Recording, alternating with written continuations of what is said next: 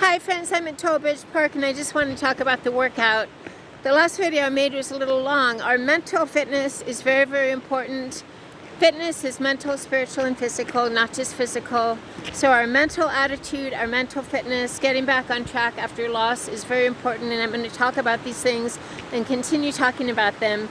We have self-respect, and in the last video I talked about calling out evildoers, calling out what is blatantly hypocritical and two-faced, because we are not doing anyone any favors by being doormats. Jesus was not a doormat. He was not a wimp. He called out two-faced hypocrisy and lying with the scribes and Pharisees. He was angry. It is okay to have righteous anger if we speak the truth. If we see two-faced hypocritical behavior with people or management, in my case, management who spoke well of my work and told me verbally I had job security, and then there was a layoff because of revenue and they walked me out the door. It was very inhumane, very impersonal. I spoke the truth. I spoke what I saw. I saw two-faced hypocritical behavior, and likewise I will not baby or coddle people if they come to me wanting to get fit and they are very invested in staying miserable, whether it be mentoring a person with depression. I will call out if I see after a year and a half that they are very invested in playing the pity party card, because coddling or babying people is just a disservice to them. But back to the workout, I want to talk about the workout. So I ran around the field. I had a warm-up. Ran around this parking lot. And then I had a very short workout. I'm very, very tired, but we still always want to get range of motion. So on this wooden curb, I did side lunges. All our weight is on our heel. The opposite leg is, we're keeping our core taut, and we're simply lunging down, all the way down to the ground. I did 20 on each side.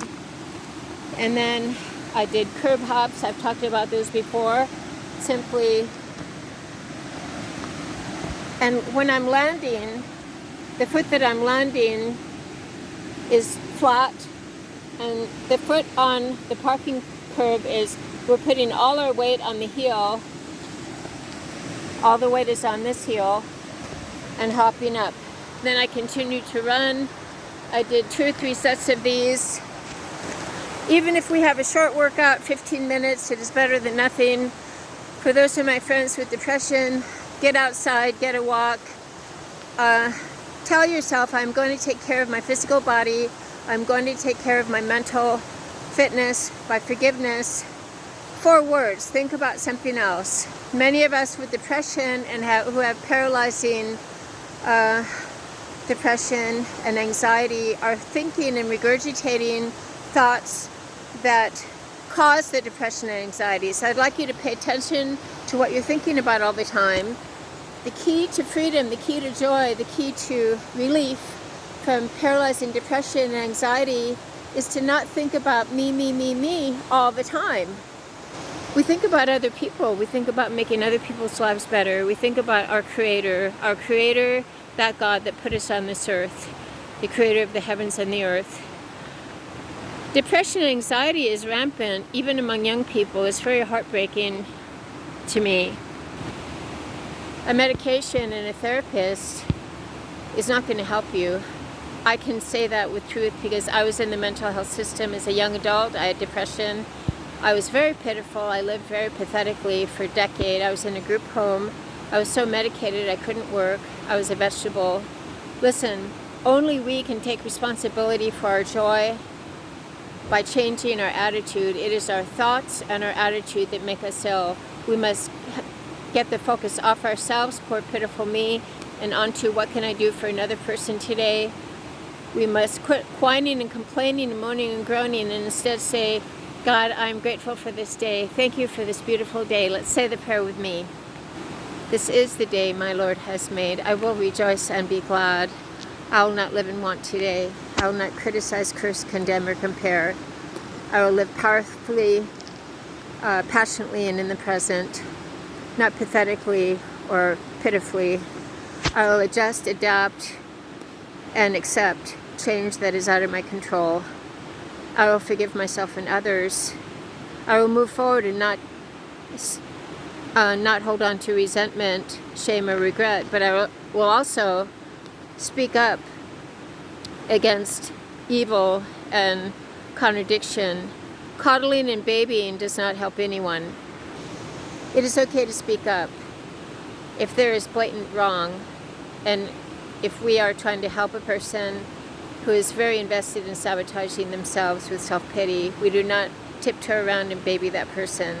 They can get as angry as they want to, but my goal is to help people. Likewise, when I was laid off, it was by two managers, one who had praised my work the very day I was laid off. I knew it was a revenue issue, and the protocol is to walk you out and not tell you the reason, but it was a very inhumane, very impersonal experience, and I called out what I saw as two-faced hypocrisy. The manager was boasting about communication and going to these workshops, 4-hour classes every week, all about communication. He cares about everyone. It's a family, blah, blah. And after almost a year and a half of hearing this, a Jekyll Hyde personality switch, of which I was being ordered out the door. I was asking why, and I was not getting any answer. I called out what I saw as two-faced, hypocritical behavior. We liked the person. I liked him. I had a good relationship with him. Likewise with my supervisor. We like people. We respect them. But sometimes there is the occasion where we need to stand up for ourselves and speak the truth, and that is perfectly okay. Jesus was not a doormat. He got angry at the liars, two-faced hypocrites, the scribes and Pharisees, who prayed openly in public and only really cared about money. We are to speak up against evil. We are to speak up if we are trying to help someone who is their own worst enemy. Coddling and babying and being a doormat and allowing ourselves to be mistreated is not the way Jesus wants us to live.